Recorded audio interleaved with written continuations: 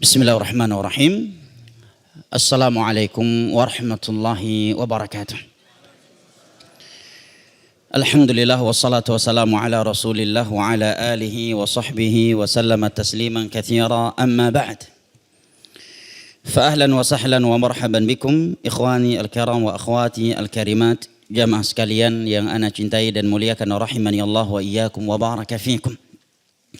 Alhamdulillah, tentunya puji dan syukur selalu dan senantiasa kita panjatkan kepada Sang Pencipta kita Rabbul Alamin yang telah berfirman di dalam Al-Qur'anul Karim, wa in ta'uddu ni'matallahi la tuhsuha innal insana ladzalumun kafar.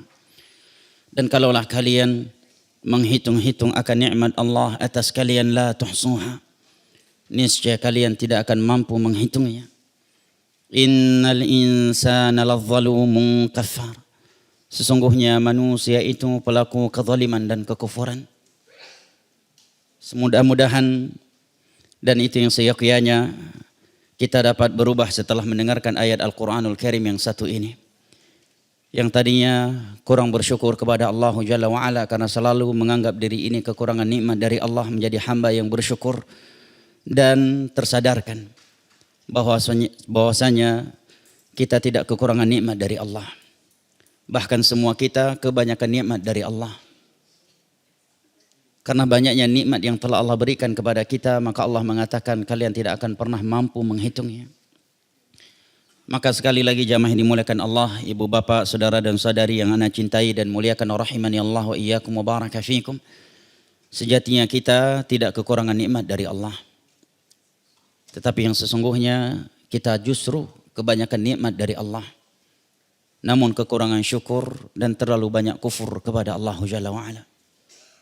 Oleh karenanya kalau kita membuka surat Ar-Rahman, di dalam surat tersebut sebanyak 31 atau 33 kali Allah Jalla wa'ala mengulang-ulangi firman-Nya kepada kita, fabi ayyi ala'i rabbikuma tukadziban. Nikmat Rabbmu mana lagi yang hendak engkau dustakan?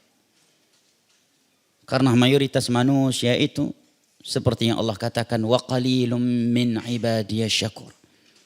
Amat sedikit dari hambaku yang bersyukur. Bagaimana perasaan antum teman-teman jamaah sekalian apabila ada orang tua yang memiliki anak yang banyak, semua mereka telah sukses dengan tanda kutip tentunya, sebab perjuangan yang dilakukan oleh orang tuanya. Kemudian orang tua mereka mengatakan, sangat sedikit dari anak-anakku yang bersyukur membalas jasaku. Pasti kita akan tersentuh dengan ucapannya, ya kan? Kalau kita sebagai anaknya, kita akan tersipu malu. Dulu bagaimana apabila yang mengatakannya adalah Sang Pencipta kita, yang satu detik pun nikmatnya tidak pernah putus untuk kita. Bahkan di saat kita sedang bermaksiat kepadanya, dan sebagian hamba yang lainnya sedang berzina, di dalam kos-kosannya, di dalam kamar hotelnya, Allah justru mengirimkan udara dan oksigen untuknya melalui AC, melalui sela-sela pintu dan melalui sela-sela jendela. Kemudian dia menerimanya dan menghisapnya, kemudian dia gunakan untuk berzina, untuk berjudi, untuk tidak sholat. Dialah yang berfirman kepada kita, wa qalilum min ibadiyasy syakur. Amat sedikit dari hamba-hambaku yang bersyukur. Nah, makanya amat sedikit dari manusia yang masuk syurga. Karena syurga itu hanya dimasuki oleh mereka yang bersyukur atas berbagai nikmat yang telah mereka terima dari Allah dan bersabar atas berbagai musibah yang Allah Jalla wa'ala timpakan kepada mereka. Oleh karenanya di dalam sebuah hadis yang diriwayatkan oleh Imam Muslim dari Abu Yahya Suhaib bin Sinan radhiyallahu anhu, Rasulullah sallallahu alaihi wasallam bersabda, ajaban li amril mu'min inna amrahu kullahu lahu khair wa laysa dzalika li ahadin illa lil mu'min. In asabathu sarra'u syakara fakana khairan lah, wa in asabathu dharra' sabara fakana khairan lah, wa laysa dzalika li ahadin illa lil mu'min. Sungguh mengagumkan keadaan seorang mukmin itu. Keadaannya selalu baik, tidak pernah tidak baik. Tatkala Allah mengujinya dengan kekayaan, dengan kelapangan rezeki, dengan kesehatan, maka dia bersyukur. Karena syukur adalah kunci seluruh kebaikan. Dan tatkala Allah mengujinya dengan kemiskinan, dengan kesakitan, dengan kesempitan, maka dia bersabar. Karena sabar adalah kunci segala kebaikan. Walaysa dzalika li ahadin illa lil mu'min. Dan keadaan itu tidak dimiliki kecuali oleh seorang mukmin. Ikhwani al-kiram wa akhwati al-karimat, berbicara tentang nikmat Allah Jalla wa Ala yang begitu banyak untuk kita dan tidak pernah mampu dan tidak akan pernah mampu untuk kita hitung, maka hendaknya kita selalu menyadari bahwa nikmat yang paling berharga dari Allah untuk kita adalah nikmat agama. Adalah nikmat yang sifatnya agama. Oleh karenanya terwayatkan secara marfu dengan sanad yang dhaif dan secara mauquf dengan sanad yang sahih dari sebagian sahabat Nabi sallallahu alaihi wasallam mengatakan innallaha yu'ti dunya man yuhibbu wa man la yuhibb wa la yu'ti din illa man yuhibb. Nikmat dunia itu akan Allah berikan kepada hamba yang ia cintai dan kepada hamba yang tidak ia cintai sekalipun. Yang kafir ada yang kaya dan ada yang miskin. Sebagaimana muslim ada yang kaya dan juga ada yang miskin. Yang kafir ada yang sakit dan ada yang sehat, demikian juga muslim. Ada yang sakit dan ada yang sehat. Yang kafir sampai hari ini ada yang masih jomblo dan single senior. Yang muslim juga masih ada yang jomblo dan single senior. Ya. Wanita kafirah ada yang sampai hari ini belum kunjung datang seorang ikhwan melamarnya. Yang muslimah juga demikian. Yang muslimah ada yang janda, yang kafirah juga ada yang menjanda. Nah. Dunia bukanlah pertanda cinta atau bencinya Allah kepada seorang hamba. Tetapi wala yu'ti din illa man yuhib. Tetapi nikmat agama, nikmat mentauhidkan Allah, tidak berbuat syirik, nikmat mengikuti sunnah Nabi SAW di dalam menjalankan Islam bukan dengan bid'ah dan adat istiadat, nikmat dekat dengan Allah dan tidak mudah memaksiatinya, dan berbagai maksiat ini tidak akan pernah Allah berikan kecuali kepada hamba yang ia cintai sahaja. Oleh karenanya di antara doa Nabi tercinta kita sallallahu alaihi wasallam adalah doa beliau, Allahumma la taj'al musibatana fi dinina. Ya Allah, jangan engkau jadikan musibah kami dalam urusan agama. Karena jamaah yang dimuliakan Allah, jangankan kehilangan tauhid, jangankan kehilangan sunnah Nabi atau kehilangan ibadah-ibadah yang wajib. Hanya kehilangan 2 rakaat qabliyah subuh saja kita telah kehilangan sesuatu yang lebih mahal daripada dunia beserta isinya. Raka'atul fajri khairum minad dunya wa ma fiha. 2 rakaat qabliyah subuh lebih baik daripada dunia beserta isinya pada hukumnya sunnah. Di mana seandainya kita meninggalkannya dengan sengaja kita tidak berdosa. Lalu bagaimana kalau yang kehilangan itu adalah amalan yang wajib? Lebih dari itu yang kehilangan adalah sunnah Nabi bergantikan bid'ah. Dan lebih dari itu adalah apabila yang kehilangan itu adalah tauhid dan bergantikan syirik kepada Allah Jalla wa'ala atau kekufuran. Dan berkumpulnya kita saat ini di rumah Allah Jalla wa'ala yang merupakan tempat yang paling ia cintai di atas permukaan buminya untuk menghadiri salah satu dari taman-taman syurga yang ada di dunia ini, majelis ilmu agama, untuk melanjutkan talabul ilm, at-tafaqquh fid din, dan at-tawasi bil haq wa tawasi bis sabr di antara kita merupakan dari nikmat agama yang Allah anugerahkan untuk kita dan wajib kita syukuri. Dan ini sebagai muqaddimah sebelum kita masuk ke kajian kitab Ad-Da' wa Dawa, karena merupakan dari kebiasaan ulama yang kita duduk bercimpu di hadapan mereka. Setiap kali mereka membuka kajian selalu mereka membukanya dengan beberapa untaian nasihat secara ringkas untuk melembutkan hati dan memotivasi kita di dalam beragama. Mudah-mudahan beberapa muqaddimah ringkas tadi dapat memberikan manfaat, pencerahan, motivasi dan membersihkan hati kita sebelum masuk ke dalam kajian kitab. Amin ya rabbal alamin. Jamaah yang dimuliakan Allah, rahimani Allah wa iyyakum wa baraka fikum. Berikut ini Al-Imam Ibnu Qayyim di dalam kitab beliau yang sedang kita bahas. Apa judul kitab yang menjadi bahasan rutin kita? Al-Fawaid. Faedah-faedah dari Imam Ibnu Qayyim. Oleh karena kitab ini susunan faedahnya tidak seperti kitab fikih. Kalau fikih kan tersusun abwabnya dari bab taharah, salat dan seterusnya. Ini fawaid. Beliau dapat satu faedah beliau tuliskan, faedah beliau tuliskan. Tapi kitab-kitab beliau yang lainnya itu tersusun abwabnya, ya. Bab-babnya, judul-judulnya tersusun dan berkaitan antara satu sama yang lain. Makanya judulnya adalah Al-Fawaid, faedah. Baik, berikut ini beliau mengatakan khalqu Adam, penciptaan Adam. Kita bacakan dulu, kemudian setelah itu insya Allah kita berikan beberapa catatan penting untuk menjelaskan penjelasan beliau ini atau sebagai tambahan.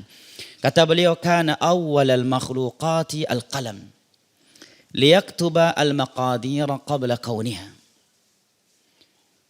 Makhluk yang pertama kali Allah ciptakan adalah al-qalam, adalah pena.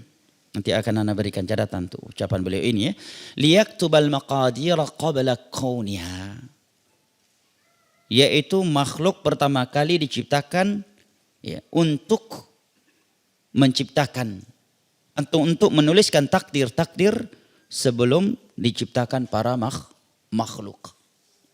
Nah, maka al-qalam adalah makhluk yang pertama kali diciptakan untuk menuliskan takdir para makhluk sebelum makhluk itu sendiri diciptakan. Wa ju'ila Adamu akhiral makhluqat. Dan Allah dan Adam dijadikan makhluk yang terakhir kali diciptakan dari jenis makhlukat ya. Wa fi dzalika hikam. Apa hikmahnya? Kenapa Adam bukan yang pertama kali diciptakan? Kok justru yang terakhir dari sisi jenis makhluknya Allah? Ya. Sebelum Adam sudah ada jin. Kenapa enggak Adam duluan, manusia duluan baru jin? Wal janna khalaqnahu min qablu min naris samum, kata Allah kan? Dan jin telah kami ciptakan sebelum kami menciptakan Adam dari api yang melahap-lahap. Nah, kenapa enggak sebelum al-qalam? Kenapa tidak sebelum al-arsh? Kenapa tidak sebelum al-ma?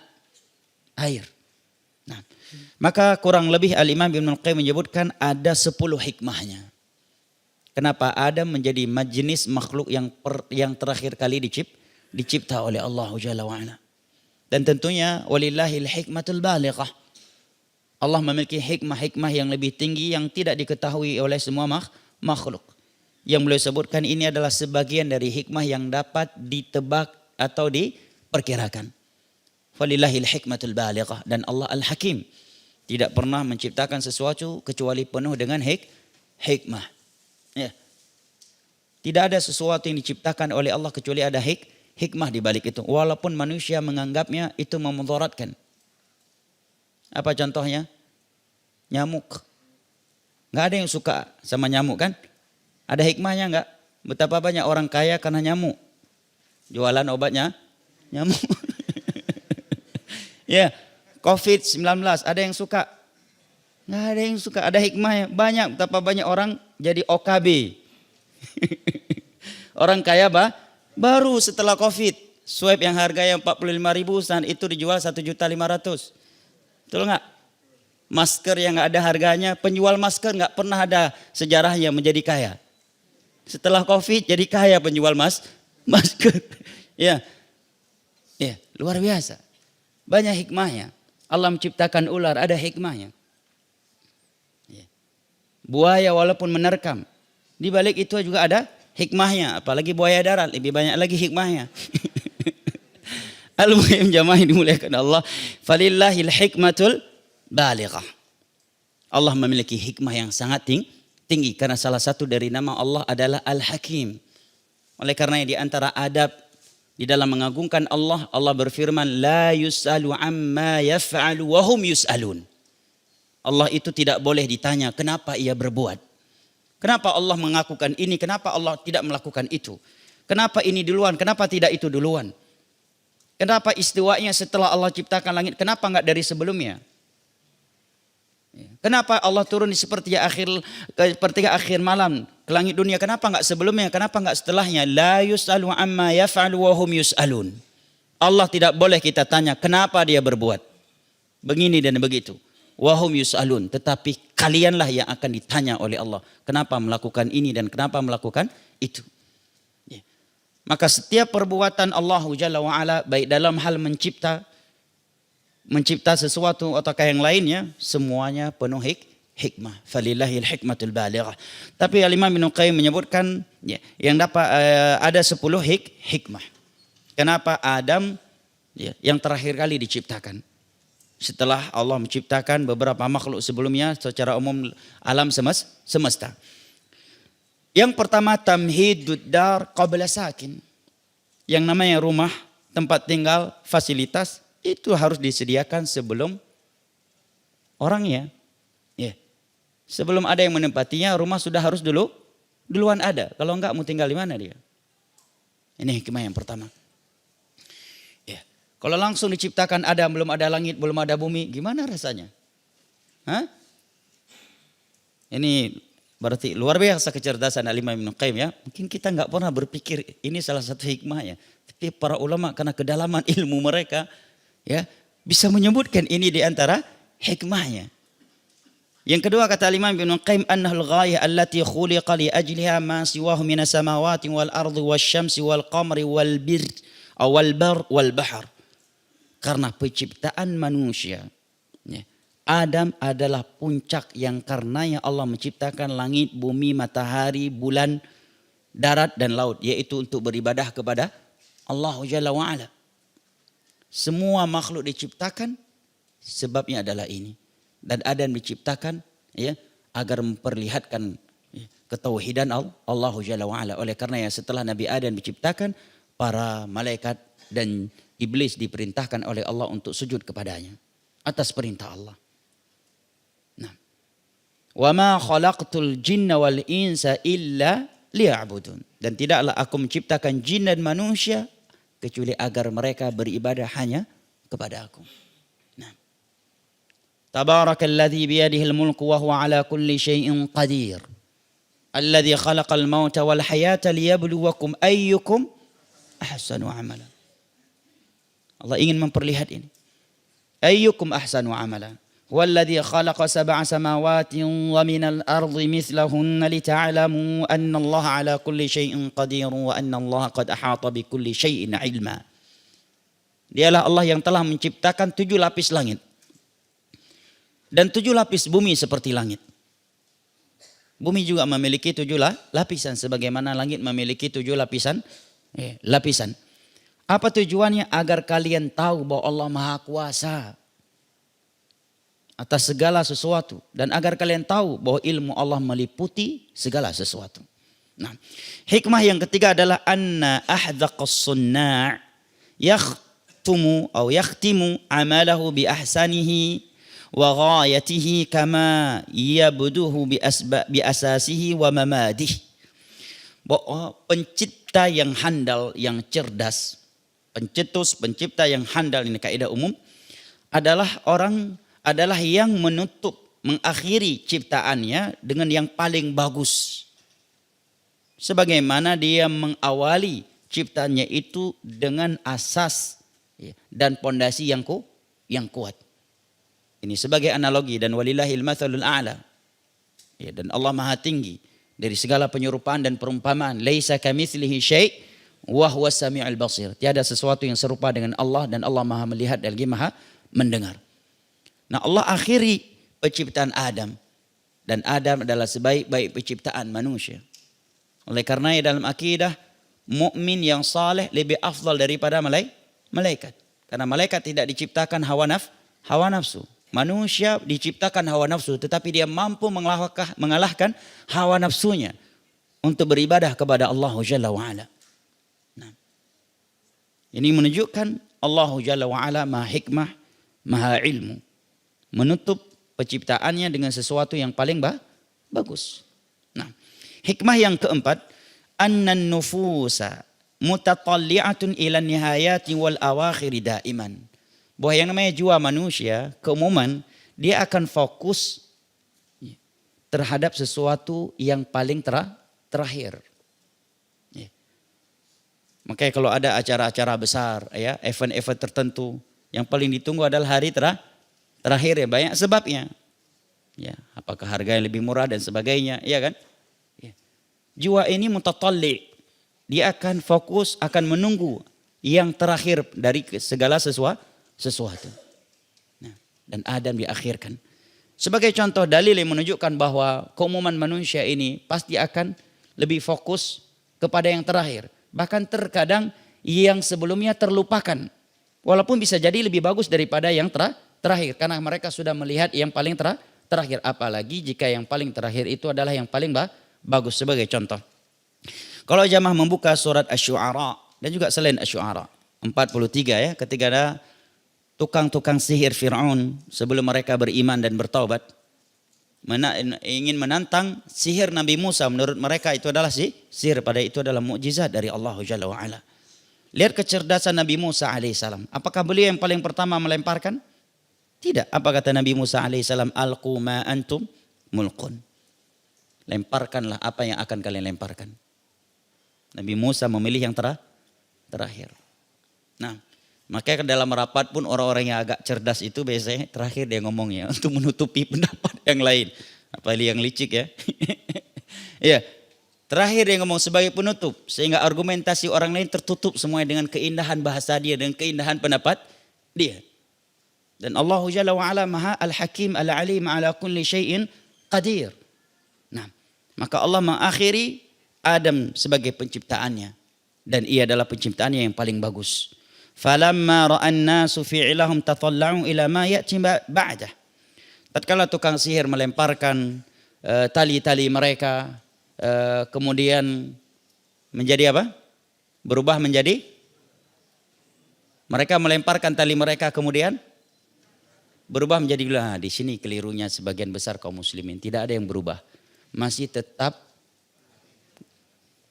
tali. Seandainya saat itu ada yang berani memegangnya, maka itu masih tali bukan ular. Yang mereka sihir cuma mata manusia. Sihir tidak bisa mengubah zat tertentu. Makanya bahasa Al-Quran dalam Al-A'raf, fasaharu a'yunan nasi wastarhabuhum waja'u bisihrin azim. Mereka telah menyihir mata-mata para penonton.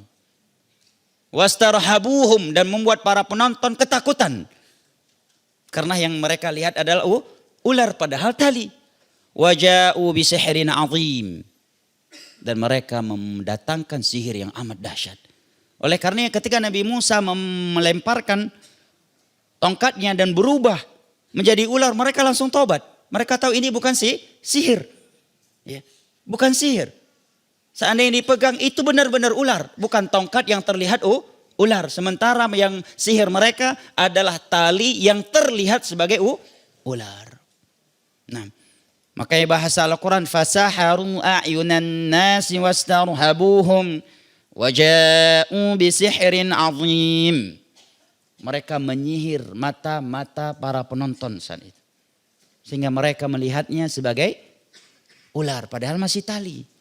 Wastarhabuhum, dan membuat para penonton menjadi takut. Waja'u bisihrin azim, dan mereka membawa sihir yang amat dahsyat. Begitu Nabi Musa melemparkan tongkatnya, berubah menjadi ular. Tali-tali mereka itu disedot ya, dilahap oleh ular yang berasal dari tongkatnya Nabi Musa. Maka mereka pun tersadarkan bahwa yang di depan mereka ini bukan tukang sihir. Kalau tukang sihir mereka tahu nggak mungkin berubah jadi ular, paling mata manusia yang menganggapnya sebagai ular. Maka mereka pun langsung bertobat dan mengumumkan keimanan kepada Allah dan Nabi Musa alaihissalam. Dan kita bukan sedang fokus tentang kisah mereka, tetapi dalil itu, ayat itu dijadikan dalil oleh Al-Imam Ibnu Qayyim, di mana Nabi Musa meminta tukang sihir duluan yang melempar. Karena tatkala sihir mereka sudah terlihat oleh manusia, pasti mereka akan menanti sihirnya Nabi Musa menurut mereka. Padahal itu mukjizat dari Allah. Begitu Nabi Musa melakukannya dan beliau yang mengakhirinya sebagai penutupnya, maka hancurlah semua sihir yang mereka lakukan. Dan manusia terpukau dengan sihirnya Nabi Musa menurut mereka. Padahal itu mukjizat. Maka ada yang beriman dan ada yang tetap kufur. Fir'aun licik dia. Malah dia menuduh bahwa Musa adalah guru kalian wahai tukang sihir. Ya, begitu kan Allah kisahkan dalam Al-Quran. Rupanya Musa ini yang mengajarkan kalian sihir, kata Fir'aun. Padahal si Fir'aun yang undang tukang sihir. Ya. Membolak-balik fakta demi kejelekan dan keburukan itu sifatnya Fir'aun. Dan tiada yang melakukannya kecuali anak keturunan Fir'aun. Nah, ya. Padahal dia yang undang tukang sihir. Ya kan? Setelah tukang sihir mengumumkan keimanan, mereka bilang dasar ya rupanya Musa guru kalian. Dia yang ngajarin kalian tukang sihir. La usallibannakum fi judhu'in nakhli wa la ta'lamuna ayyuna asyaddu 'adzaban wa abqa. Kata Fir'aun. Aku akan menyalib kalian di pelepah kurma. Disalib itu dipotong tangan kiri dan kaki kanan atau sebaliknya. Dan kalian akan tahu siapa yang paling tersiksa dari kita. Padahal sebelumnya Fir'aun menjanjikan untuk mereka apa? Ya, kedudukan. Innakum laminal muqarrabin. Kalian akan menjadi orang-orang yang terdekat denganku. Kalau bisa mengalahkanmu Musa. Tetapi begitu mereka bertobat dan beriman, justru sebaliknya yang mereka dapatkan. Mereka disalib, bukan hanya tidak diberikan kedudukan, disalib. Nah, tetapi para tukang sihir Musa walaupun baru 1 hari, bahkan belum sampai sehari masuk Islam saat itu kan. Apa kata mereka? Faqdhi ma anta qadh. Wahai Musa, innama taqdhi fi hadhil hayati dunya. Kamu cuma mampu berkuasa di dunia ini. Berapa lama sih kamu di dunia ini? 1000 tahun? 2000 tahun? 300 tahun? Faqdhi ma anta qadh. Silahkan engkau memutuskan apa yang kamu inginkan terhadap kami. Dan ingat, azab akhirat itu kekal selama-lamanya. Ucap Fir'aun. Ini juga teguran buat kita semua dan khususnya orang yang punya kekuasaan, apalagi hakim, qadhi. Mungkin dia berpikir ya, setelah memutuskan suatu hukum yang tersangka menjadi korban, yang korban menjadi tersangka, dia menganggap aman. Dia punya uang, ngopinya juga ke Singapura, nggak jumpa sama masyarakat setempat di komplek. Kalau kita kan masih malu, mikir malu, kenapa? Kan mau ngopi jumpa warga komplek. Kalau orang yang ngopi paginya di Singapura, siangnya di Brazil, nggak mikir dia malu, nggak jumpa sama kita. Kita ya malu, jumpa sama orang, ya kan? Ya. Tapi ingat jamaah, dunia ini sementara. Tukang sihir aja ngomong begitu. Padahal baru berapa detik, berapa menit mereka masuk Islam, sudah sekuat itu iman mereka. Mereka berkata kepada Fir'aun, innama taqdhi fi hadhil hayati dunya. Kamu cuma mampu berkuasa, membunuh, ya, membakar manusia hidup-hidup, menculik mereka, memutilasi mereka, menyiksa mereka cuma di dunia saja wahai Fir'aun. Setelah itu Anda selesai. Nah, azab akhirat lebih kekal. Ya. Dan kami lebih cinta akhirat daripada dunia.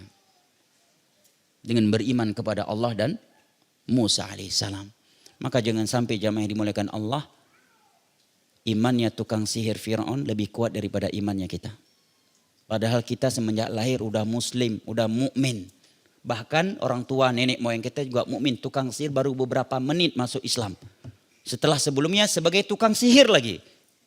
Ya kan? Tetapi berani berkata demikian dan punya iman sekuat itu. Silahkan Anda membunuh kami, siksa kami, mutilasi kami, bakar kami hidup-hidup. Itu cuma mampu kamu lakukan di dunia ini. Hanya di dunia. Begitu di akhirat, ya, yang terjadi sebaliknya. Azab di akhirat kekal selama-lamanya. Kehidupan akhirat adalah kehidupan yang abadi. Seandainya seseorang disiksa, berapa lama? 100 tahun, 200, paling 10 tahun. Nah, paling 20 tahun.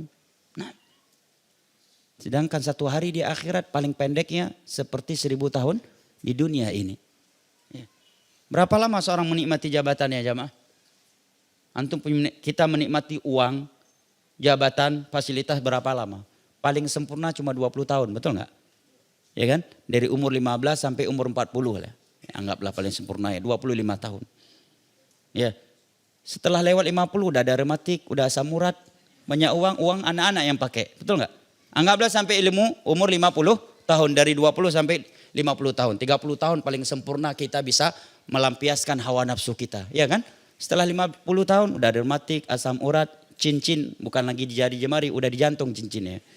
Orang lain pakai cincin di tangan. Dia pakai cincin di jantung. Nah, orang lain makan nasi warna putih, dia nasinya udah warna hitam dan merah. Nggak bisa paling sempurna kita menikmati dunia ini cuma 30 tahun ya, Mak. Itu pun kalau dari umur 20 tahun udah punya dunia. Anggaplah 30 tahun. Dan umur mayoritas manusia ini Nabi katakan baina sittin wa sab'in wa qalilun man jawaza dzalik. Mayoritas umur umat beliau 60 sampai dengan 70 tahun. Amat sedikit dari mereka yang memiliki umur lebih dari itu. Sementara 1 hari di akhirat paling pendeknya seperti 1000 tahun di dunia ini. Wa inna yawman 'inda rabbika ka'alfi sanatin mimma ta'udun. Satu hari di akhirat seperti 1000 tahun di dunia ini. Berarti seandainya kita punya umur 60 hingga 70 tahun di dunia ini, maka 60 hingga 70 tahun waktu di dunia tidak lebih dari 1,5 jam waktu di akhirat. Karena satu hari di akhirat seperti 1000 tahun di dunia ini. Dari satu hari notabene-nya 12 jam kan. Coba antum hitung, betul gak? Ya. Ya. Berarti 70 tahun di dunia ini tidak lebih dari 1,5 jam waktu akhirat. Apalagi kalau kita bandingkan dengan hari lain yang Allah katakan khamsina alfasana. Ada satu hari di akhirat seperti 50.000 tahun di dunia ini panjangnya. Sementara azab di akhirat yang paling ringan Nabi sebutkan di dalam hadis yang diriwayatkan oleh Al-Imam Al-Bukhari dari Nu'man bin Bashir radhiyallahu anhuma, inna ahwana ahli an-nari 'adzaban yaumal qiyamati la rajulun yudha'u tahta rijlihi jamratan fayaghni minhuma dibaghuh fayadhunnu annahu ashaddhum 'adzaba wa huwa ahwanuhum 'adzaba. Penghuni neraka yang paling ringan siksaannya, Nabi tidak menyebutkan yang paling dahsyat. Yang paling ringan siksaannya adalah seorang hamba yang diletakkan 2 bara api di bawah kakinya. Baru diletakkan di bawah kakinya, belum menyentuh tubuhnya. Maka meleleh dan mendidihlah otaknya. Sehingga dia menyangka bahwa dirinya adalah penghuni neraka yang paling dahsyat azabnya. Padahal dia adalah yang paling ringan, enggak ada yang lebih ringan dari dia. Siapa yang mampu bertahan? Di dunia saja jamaah pasukan terelit terkuat sekalipun, kalau sudah diinterogasi dengan diteteskan plastik yang dibakar, diteteskan ke tubuh, langsung ngaku. Langsung ngaku. Militer terkuat di bumi sekalipun saat ini. Ditangkap, diinterogasi dengan diteteskan ini, dibakar, diteteskan ke tangannya, langsung ngaku. Langsung bongkar kartu. Asko pimpinannya. Gak percaya, tanyakan. Ya. Ini dibakar, diteteskan di tangan, langsung ngaku. Nah, bayangkan dengan azab di akhirat. Hanya dengan diletakkan 2 bara api di bawah kakinya, maka otaknya yang jaraknya sangat jauh meleleh dan meletus. Nah, bayangkan kalau dia adalah orang yang dituangkan minyak yang mendidih ke dalam mulutnya. Bagaimana seandainya dia meminum nanahnya penghuni neraka? Bagaimana kalau dia dicelupkan ke dalam wajan yang penuh air minyak yang mendidih? Yang itu merupakan ancaman dari Allah dan Rasulnya untuk orang-orang yang pernah berzina di dunia. Mereka akan dicelupkan ke dalam wajan yang penuh dengan minyak yang mendidih dalam keadaan telanjang bulat dengan orang-orang yang pernah mereka zinai ketika di dunia. Nah, bagaimana azab orang yang tidak mengeluarkan zakat? Allah masukkan ular ke dalam perutnya.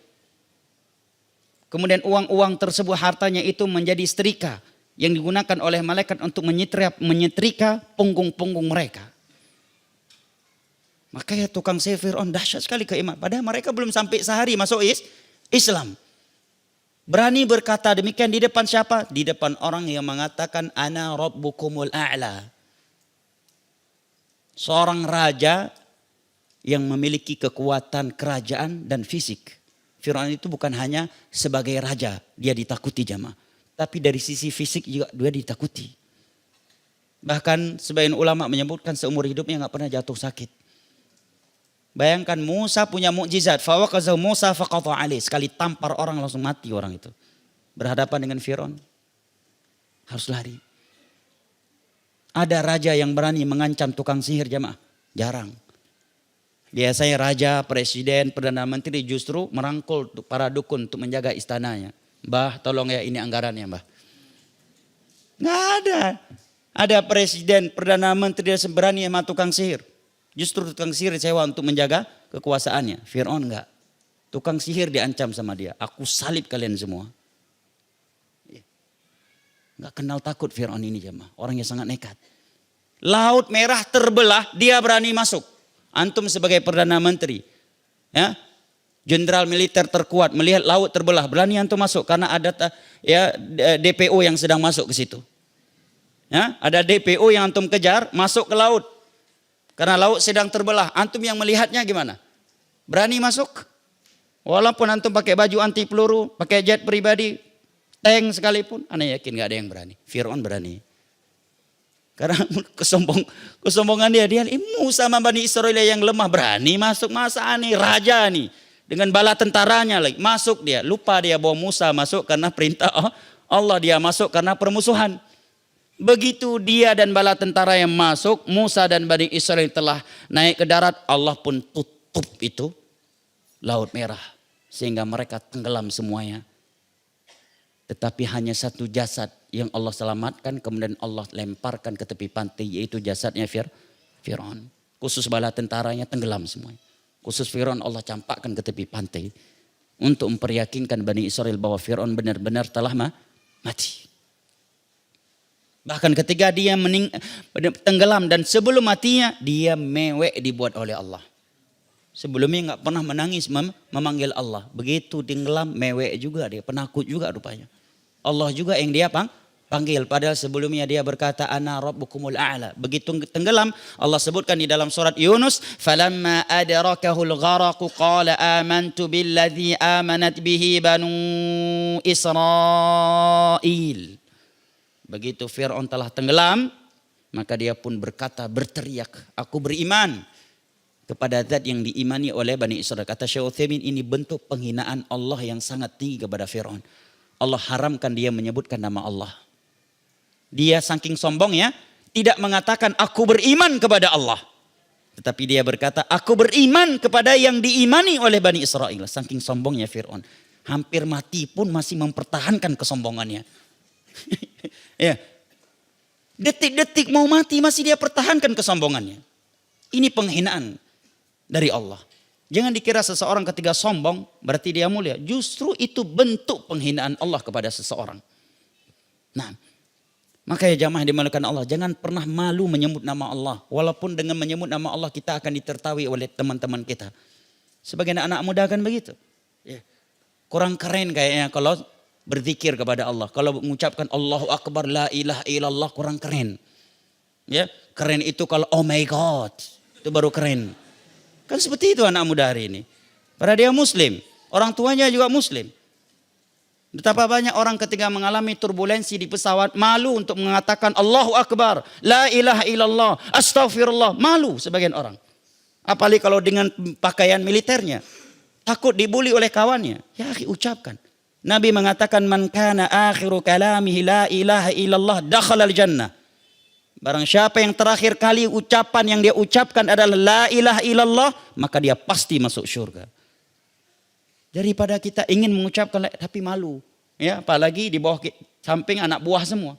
Masa nih teriak-teriak Allahu Akbar, la, ditahan-tahan, enggak mengucapkan la ilallah karena malu kepada manusia. Dan itu bagian dari kesyirikan, kata Hasan Al-Basri. Meninggalkan ibadah, melakukan ibadah karena manusia riya, meninggalkan ibadah karena manusia adalah syirik. Dan mengucapkan la ilaha illallah, berzikir kepada Allah, menyebutkan nama Allah adalah ibadah yang sangat mulia. Enggak perlu malu jamaah.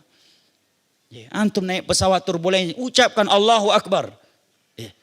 Walaupun orang lain pada terkejut, biar mereka terkejut dan biar mereka juga ikut mengucapkan la ilaha. Mudah-mudahan yang duduk di samping kita kafir ikut juga mengucapkan la ilaha illallah, masuk Islam dia. Ya. Jadi ada cerita ikhwan kita, beliau udah meninggal rahimahullah rahmatan wasi'ah. Sahabat dekat anak. Ya, seorang PNS Masya Allah akhlaknya. Beliau cerita, Anda lupa apakah beliau yang mengalami ataukah beliau ceritakan orang lain sana itu. Setelah turbulensi ada ikhwan kita, ya, atau teman beliau atau temannya gitu. Dia berzikir, baca-bacalah. Begitu turun orang Cina bilang, Mas makasih ya tadi udah baca-baca. Turbulen. Ada Cina yang bilang, Mas makasih ya udah baca-baca. Artinya Cina aja meyakini. Ya, baca-bacanya seorang muslim sebab selamat dia dari pesawat. Masa kita muslim gak yakin? Cina ini ya belum muslim, dia bilang terima kasih ya tadi udah baca-baca katanya. Masa kita muslim gak yakin jamaah? Nabi mengatakan wala yazalu lisanuka rutban min dzikrillah. Hendaknya lisanmu itu selalu basah dengan zikir kepada Allah, gak perlu malu. Ini harus kita ajarkan kepada anak-anak muda sekarang. Anak-anak muda ini kayaknya merasa kurang keren kalau ingat Allah. Kalau datang ke coffee shop mengucapkan assalamualaikum warahmatullahi wabarakatuh, nggak keren, bukan anak gaul. Gaulnya bagaimana kalau anak muda temui kawan-kawannya, keluar nama-nama binatang dari mulutnya, baru gaul. Iya kan? Anak-anak muda begitu. Kapan dia dikatakan kalau panggil kawannya monyet, gimana kabarnya? Yang itu juga balas lagi, baru gaul. Tapi kalau ada assalamualaikum warahmatullahi wabarakatuh yang lewat, ini kurang gaul, kurang keren. Nah, nasallallahu salamul afiyah. Lihat Fir'aun. Di detik-detik menjelang matinya, dia sudah butuh kepada Allah, memanggil Allah, tetapi tidak mau menyebutkan nama Allah, saking gengsi dan sombongnya. Kata Syekh Utsaimin ketika menjelaskan ayat ini puncak penghinaan dari Allah kepada seorang hamba, di mana Allah membuatnya dalam kondisi yang paling terpuruk, yang paling lemah, paling membutuhkan Allah. Allah tidak izinkan dia menyebutkan namanya. Maka Fir'aun mengatakan, aku beriman kepada yang diimani oleh Bani Israel. Tidak terucapkan olehnya amantu billah. Nah, maka sekali lagi jamaah yang dimuliakan Allah, kita harus bangga mestinya kalau bisa menyebutkan Allah, bukan selain Allah yang kita sebutkan di dalam kondisi yang genting. Nah, ajarkan ini kepada anak-anak kita. Enggak perlu malu dengan syiar-syiar Islam. Wa may yu'azzim sya'airallahi fa innaha min taqwal qulub. Barang siapa yang mengagungkan agama Allah, syiar Allah, itu bagian dari ketakwaan hati. Bahkan lebih parah lagi, sebagian anak muda hari ini nggak sholat karena malu sama kawannya, bukan sebaliknya. Ya kan? Ya, sebagian orang mestinya apa? Dia malu ketahuan sama kawan-kawannya nggak sholat. Ini malu meninggalkan sholat karena malu sama kawan-kawannya. Lagi ngopi azan, mau sholat jamaah bingung. Malu nanti dikatakan Pak Ustadz. Ya. Ya. Apalagi ada kawannya yang ngebully, semenjak kapan lu taubat? Lo ketua kita lo, ya udah nanti aja lah, kodok aja jamak takhir. Subuh kok dikodok dan jamak takhir. Malu sebagai anak muda, meninggalkan sholat karena malu sama orang lain. Jangan sampai ini dialami oleh anak keturunan kita jamaah. Oleh karena Nabi Ibrahim berdoa, Rabbi ja'alni muqimas salati wa min dzurriyyati. Ya Allah, jadikan aku dan anak keturunanku dari hamba-hambamu yang menegakkan salat. Baik, kita kembali kepada inti pembahasan ini, hikmah keempat, kenapa penciptaan Adam diakhirkan. Ya, karena biasanya yang terakhir itu lebih ditunggu-tunggu. Yang kelima, in annallaha akhara afdhalal kutub wal anbiya'i wal umami ila akhiriz zaman wa ja'ala al akhirata khairan minal ula. Allah Jalla wa Ala telah mengakhirkan sebaik-baik kitab, yaitu Al-Quran, dijadikan kitab yang paling terakhir. Sebaik-baik nabi, yaitu Nabi Muhammad sallallahu alaihi wasallam sebagai nabi yang terakhir. Umat beliau umat yang terakhir dan menjadi umat yang terbaik. Berarti yang terlambat belum tentu menang, yang duluan yang terlambat, yang telat belum tentu kalah. Yang duluan belum tentu menang. Ini biasa yang keluar dari mulut single senior atau jomblo senior. Katanya kalau yang udah duluan nikah, yang duluan belum tentu menang, katanya. Yang terlambat belum tentu kalah. Tapi yang udah pasti yang duluan, ya dia lebih duluan beribadah kepada Allah, lebih duluan menikmati apa yang Allah halalkan. Nah, baik. Dan akhirat setelah dunia, tetapi Allah jadikan akhirat lebih baik daripada dunia yang datang lebih duluan daripada akhirat. Nah, wa nihayat akmal minal bidayat. Dan penutup itu yang terakhir itu lebih sempurna daripada pemula. Misalkan di awal hijrah seorang taatnya luar biasa. Ya. Seumur hidupnya luar biasa ibadah. Seandainya dia punya umur 50 tahun. Selama 40 tahun luar biasa ketaatannya. 10 tahun terakhir dan ketika ruhnya dicabut dia justru di atas kejelekan. Dan Nabi mengatakan innamal a'malu bil khawatim, yang menentukan kalian di surga atau neraka adalah bagaimana kondisi terakhir kalian. Maka kita diperintahkan untuk meminta doa husnul khatimah. Puluhan tahun salat, pas mati enggak salat. Nauzubillah min dzalik. Puluhan tahun bertauhid, satu hari sebelum meninggal ya buat syirik, pas buat syirik perdana lagi syiriknya, meninggal. Puluhan tahun di atas sunnah Nabi dan tidak berbuat bid'ah. Karena enggak enakan suatu hari dia melakukan bid'ah. Dan itu bid'ah perdana dalam seumur hidupnya. Di saat itu pula dia mati. Orang lain udah puluhan kali buat bid'ah, nggak sempat mati di atas bid'ah. Sempat bertobat dan matinya di atas sunnah.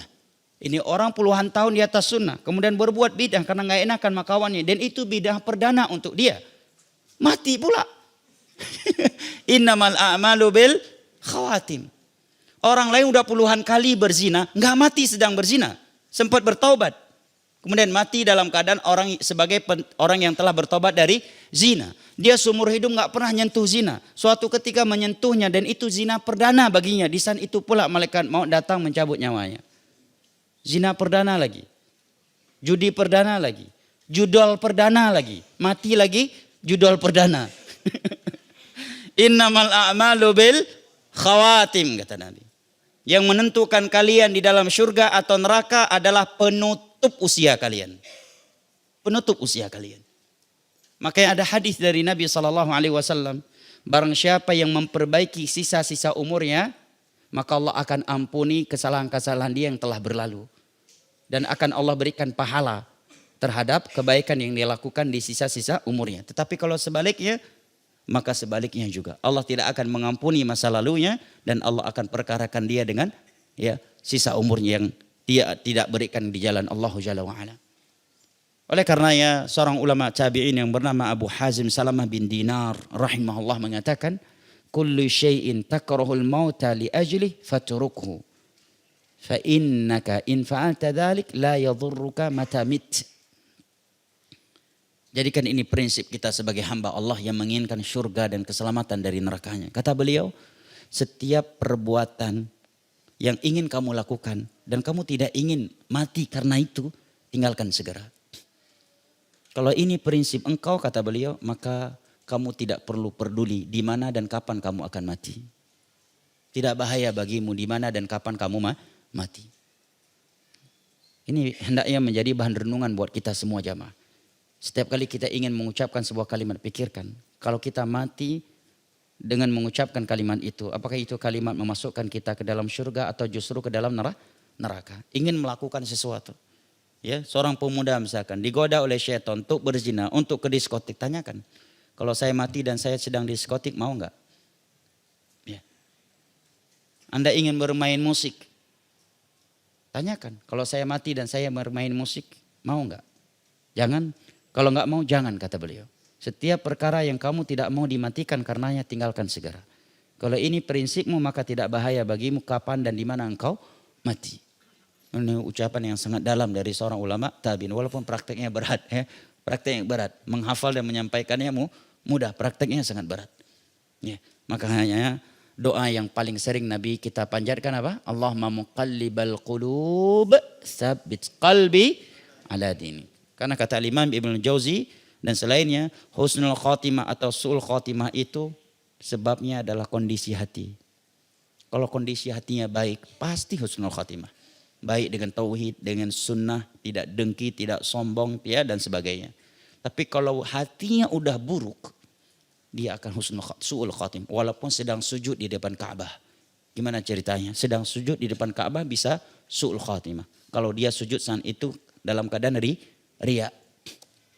Mati sedang khutbah Jumat, sedang ceramah.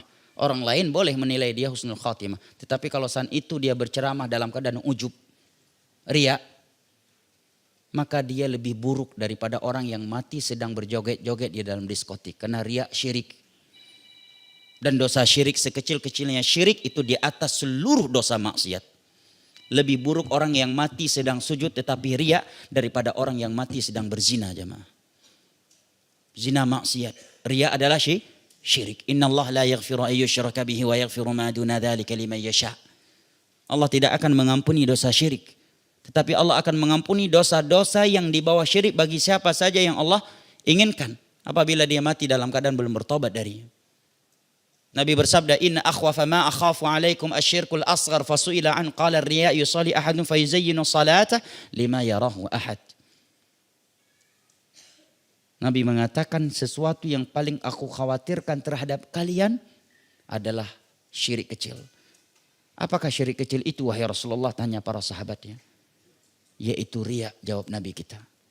Memperlihatkan ibadahnya kepada manusia agar dipuji. Dia sholat karena Allah, kemudian mengindah-indahkannya karena melihat ada orang yang sedang melihatnya.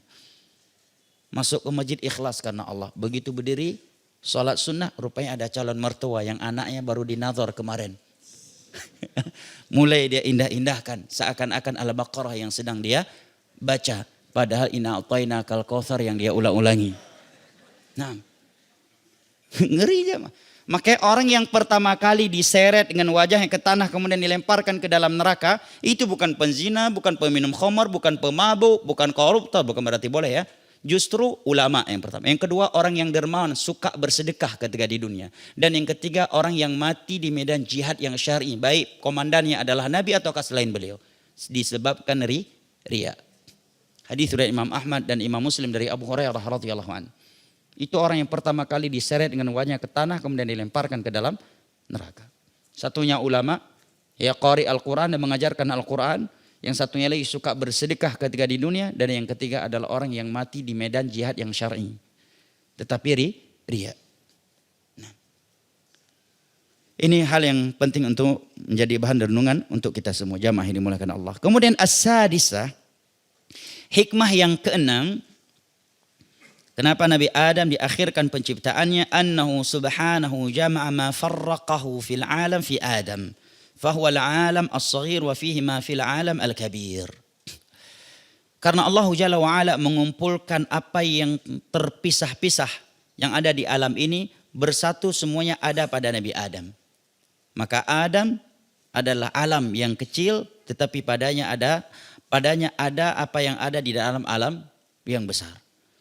Ana mencoba mencari penjelasan para ulama apa maksud Al-Imam Ibnu Qayyim dari ucapan ini. Ana mendapatkan beberapa penjelasan tapi ana belum puas. Namun secara umum maksudnya sebagian ulama ada yang mengatakan kalau dia lihat ke atas ada langit, lihat ke bawah ada bumi. Dia ke atas jadi langit, dia ke bawah jadi bumi. Nah, semuanya ada pada Nabi Adam. Seandainya Nabi Adam duluan yang diciptakan, maka adanya Nabi Adam nggak ada langit kan, nggak ada bumi. Ya, tapi tatkala Allah menciptakan Adam, setelah Allah menciptakan langit dan bumi, maka adanya Adam, adanya bumi dan langit. Seperti itu penjelasan dari sebagian mereka. Wallahu a'lam bishawab. Wal ilmu indallah. Hikmah yang ketujuh adalah annahu khulasatul wujudi wa thamaratu fanasaba an yakuna khalquhu ba'dal mawjudat. Karena keberadaannya Nabi Adam adalah khulasah, intisari adanya makhluk. Wa thamaratu dan buahnya.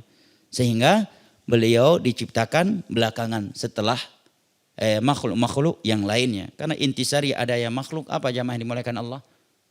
Adanya komunikasi di antara mereka, hidup sesama mereka, ya. Adanya saling bahu-membahu di antara mereka, saling memberi manfaat di antara manusia. Dan itu sifat hanya ada pada manusia paling sempurna. Ya. Dan juga ya dengan itu ada yang beriman, ada yang kafir, ada yang beribadah kepada Allah, ada yang tidak. Nah, wallahu a'lam bishawab. Ats-tsaminah, hikmah yang ke-8 kata beliau anna min karamatihi ala khaliqih annahu hayya lahu masalihahu hawaijahu alati ma'ishatihi wa asbab hayatihi fama rafa'a ra'su illa wa dzalika kulluhu hadirun atid. Hikmah yang ke-8 adalah ini sebagai bentuk pemuliaan Allah sang penciptanya kepada Nabi Adam, di mana beliau diciptakan oleh Allah setelah Allah ciptakan semua kebutuhannya, fasilitas, maslahat-maslahatnya dan sarana hidupnya. Tidaklah dia mengangkat kepalanya kecuali di sana dia mendapatkan suatu maslahat. Bayangkan seandainya Nabi Adam diciptakan sebelum adanya langit, bagaimana hujan turun? Seandainya manusia diciptakan sebelum adanya bumi, gimana jemaah? Hidup ya di dalam kekosongan. Enggak ada gunung, enggak ada air, enggak ada laut, enggak ada sungai. Ya. Ini bentuk pemuliaan Allah. Ya, makanya Allah sebutkan dalam walaqad karramna Adam. Kami telah memuliakan Adam. Qala yang ke-9 annahu subhanahu arada an yudhhira syarafahu wa fadlahu ala sairil makhluqat. Karena Allah ingin memperlihatkan keutamaan dan kemuliaan Adam di atas seluruh makhluk. Faqaddamaha alaihi fil khalq. Oleh karena Allah ciptakan makhluk-makhluk yang lain dulu sebelum Nabi Adam. Walihada qalatil malaikah. Oleh karenanya para malaikat mengatakan liyakhluq rabbuna ma syaa fala yakhluqa khalqan akrama alaihi minna. Ya. Silakan Allah menciptakan apa yang dia inginkan. Sungguh Allah tidak akan menciptakan suatu makhluk yang lebih mulia dari kita. Falamma khalaqa Adam wa amarhum bisujudi lahu dhahara fadluhu wa syarafuhu alaihim bil ilmi wal ma'rifah. Begitu Allah menciptakan Adam dan memerintahkan para malaikat untuk sujud kepada Adam, maka terlihatlah bahwa Adam lebih utama, lebih mulia daripada mereka dari sisi ilmu dan pengetahuannya. Banyak nama-nama yang diketahui oleh Adam karena Allah yang memberitahukan dan tidak diketahui oleh para malaikat. Wa 'allama Adam al-asma'a kullaha. Kami ajarkan kepada Adam nama-nama semuanya. Yang para malaikat sendiri tidak mengetahuinya karena Allah yang memberitahukan kepada Nabi Adam. Falamma waqa'a fi dzamb dhannatil malaika anna dzalikal fadl qad nusikh. Dan tatkala Nabi Adam jatuh ke dalam dosa, ketika beliau di dalam syurga, apa dosanya? Memakan apa? Apa? Kok ragu-ragu antum jawabnya? Gak akan disalahkan kalau benar. Buah khuldi. Beliau bilang buah khuldi. Ada yang selain yang berbeda dengan beliau? Pohon khuldi. Ya, kalau buah khuldi tidak ada sebutannya dalam Al-Quran dan Sunnah. Karena yang beliau makan bukan buah saat itu. Syajarah. Sebuah pohon. Apa namanya? Nah, penamaannya pun dari iblis bukan dari Al-Quran. Ya. Kalau mau selamat dia memakan sebuah pohon yang dilarang oleh Allah untuk memakannya. Dan pohon itu diberikan nama oleh iblis untuk menipu Nabi Adam sebagai pohon Al-Khuld. Khuld itu kekekalan. Kalau kamu memakannya kamu akan kekal di dalam surga ini. Dan justru kita ikut membenarkan lagi itu pohon kekekalan. Itu bukan pohon kekekalan. Yang menamakannya sebagai pohon kekekalan bahasa Arabnya khuldi adalah iblis untuk menipu Nabi Adam memakannya. Berarti bahasa yang paling tepat apa? Nabi Adam memakan sebuah pohon yang dilarang oleh Allah di dalam surga. Karena tipu daya iblis dan yang mengatakan dan menamakan itu pohon sebagai pohon khuldi. Nah, kalau di dunia ada pohon uang ya, masih ada nggak pohon itu sekarang? Nah, itu penamaan dari iblis. Hal adulluka ala syajaratil khuldi wa mulkin la yabla. Wahai Adam, maukah kamu aku tunjukkan kepada sebuah pohon kekekalan dan membuat kerajaanmu tidak akan sirna? Jangan datang, kita justru meneruskan penamaan itu. Itu penamaan dari iblis untuk menipu Nabi Adam agar beliau memakannya. Baik, jamaah yang dimuliakan Allah, para malaikat menganggap saat itu bahwa keutamaan itu akan hilang dari Adam. Walam tattali ala ubudiyyati taubati al-kaminah. Karena saat itu mereka belum tahu bahwa taubat adalah ibadah yang sangat mulia. Dan karenanya seorang hamba yang telah berlumuran dengan dosa sebelumnya menjadi mulia kembali. Maka ayat di dalam Al-Quran dalam surah Al-Baqarah setelah Nabi Adam bertaubat.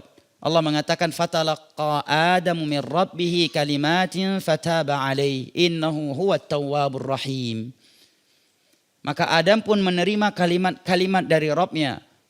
Allah menerima taubatnya dan Allah Maha penerima taubat lagi Maha pengasih.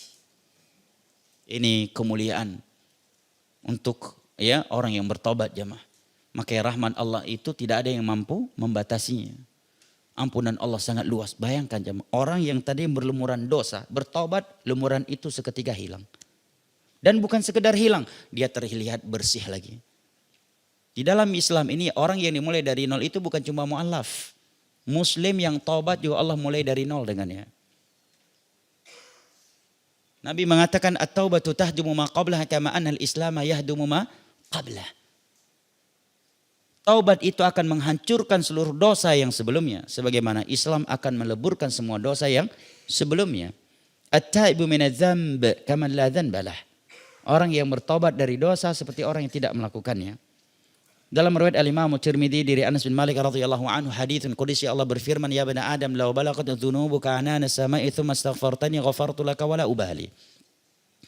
Wahai anak Adam, seandainya dosa kamu itu sudah setinggi langit atau sejauh mata memandang, kemudian engkau bertobat memohonkan ampunan dengan jujur, aku akan ampuni dosa-dosamu itu semua dan aku tidak peduli.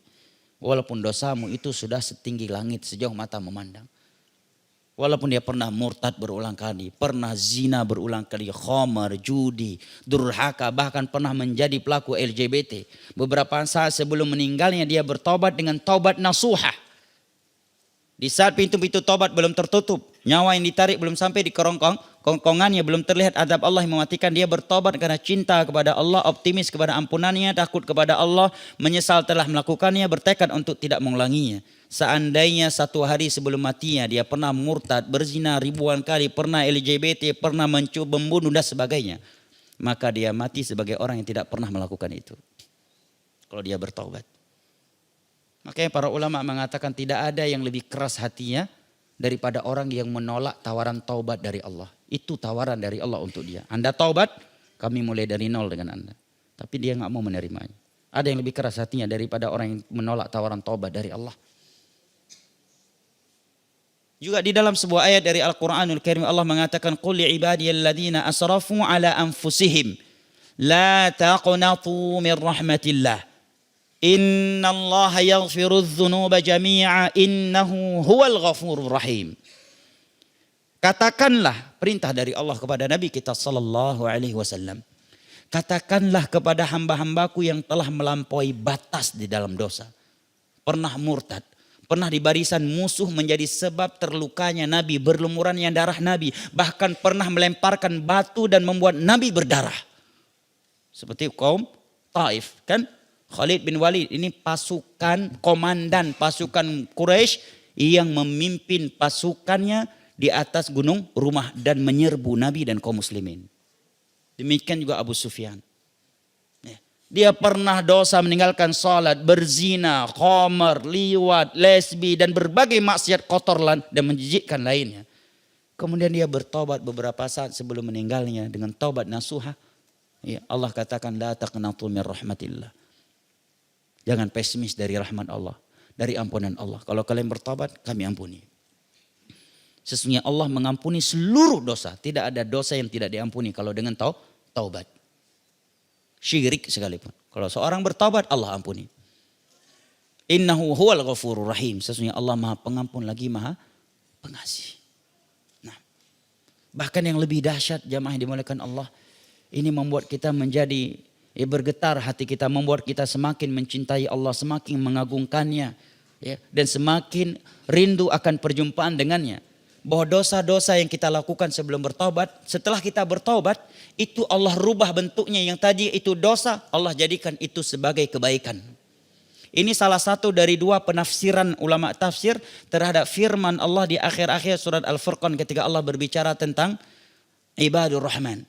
Ya, setelah Allah menyebutkan wa ibadur rahmanil ladzina yamshuna 'alal ardi hauna wa idza khatabahumul jahiluna qalu salama walladzina yabituna lirabbihim sujadan wa qiyama walladzina yaquluna rabbana اصرف عنا عذاب جهنم إن عذابها كان غراما والذين إذا أنفقوا لم يسرفوا ولم يقتروا وكان بين ذلك قواما والذين لا يدعون مع الله إلها آخر ولا يقتلون النفس التي حرم الله إلا بالحق ولا يزنون ومن يفعل ذلك يلقى أثاما يضاعف له العذاب يوم القيامة ويخلد فيه مهانا إلا من تاب وآمن وعمل عملا صالحا فأولئك يبدل الله سيئاتهم حسنات.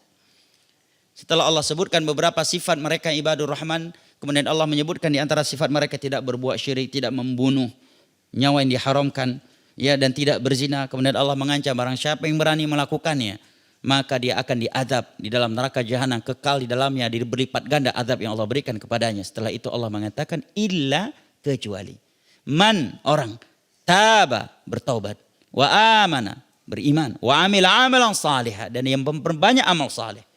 Faulaika yubaddilullahu sayyiatihim hasanat. Mereka adalah orang-orang yang Allah rubah kejelekan mereka menjadi kebaikan.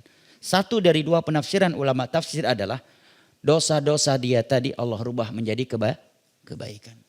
Makanya anak katakan tadi jamaah, tidak ada orang yang lebih keras hatinya daripada orang yang menolak taubat dari Allah Subhanahu wa taala. 24 jam dia di dalam diskotik, hampir mati overdosis. Selama 24 jam dia overdosis, berzina berulang kali, keluar dari diskotik menyesal, bertekad untuk tidak mengulangi kembali, ya, bertobat, berjanji untuk melakukannya, ya. Perjalanan pulang ketabrak, mati, dia mati husnul khotimah, bukan karena keluar diskotik, karena taubat. Ya, jangan salah paham, antum masuk dulu ke diskotik, Nanti keluar darinya bertobat, kemudian mudah-mudahan ditabrak biar mati husnul khotimah. Kalau sempat matinya dalam diskotik gimana? Iman itu jangan dites. Iman itu jangan diuji. Belum tentu kita lulus ujian. Maka lebih baik jangan diuji. Ya, dijaga aja lebih baik. Nah, tapi seandainya ada yang seperti itu, husnul khotimah. Ini bukan anjuran masuk ke diskotik, maksiat dulu kemudian keluar dalam keadaan taubat. Karena bisa jadi kita mati dalam keadaan belum bertobat. Karena kaidah Nabi mengatakan kalau Allah ingin mematikan seseorang di suatu tempat, Allah akan buat dia butuh kepada tempat itu. Nah, antum pikirkan aja kalau mau masuk ke diskotik. Jangan-jangan anak mati dalam diskotik. Ya. Karena Nabi mengatakan kalau Allah ingin mematikan seseorang hamba di suatu tempat, Allah akan buat dia butuh kepada tempat itu.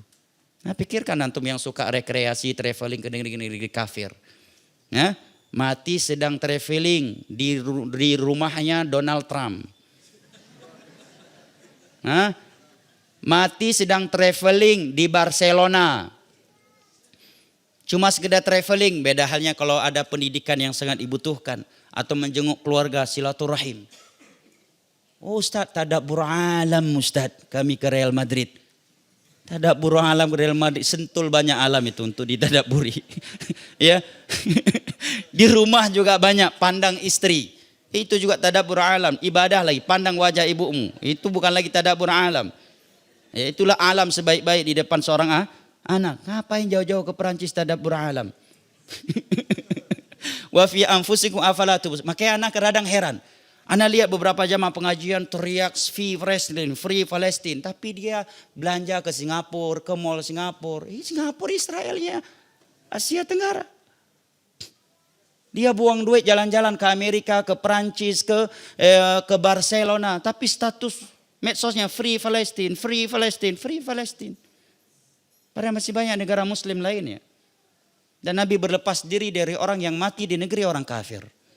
Itu hadis Nabi. Diterima atau tidak itu hadis Nabi.